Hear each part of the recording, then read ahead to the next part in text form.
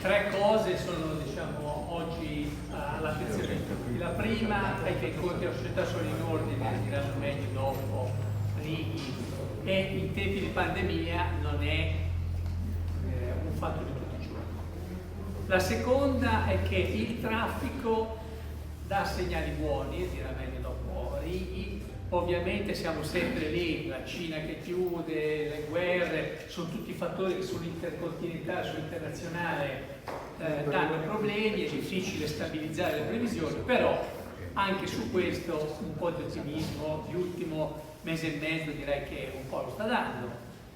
Nel mentre abbiamo avuto queste interruzioni, queste sciagure, questi effetti negativi degli ultimi anni, abbiamo deciso con tutte le amministrazioni, regioni, comune, gestore aeroportuale, di fare alcuni lavori, la pista è riqualificata, altri lavori sono stati fatti, dirà meglio Righi dopo di me.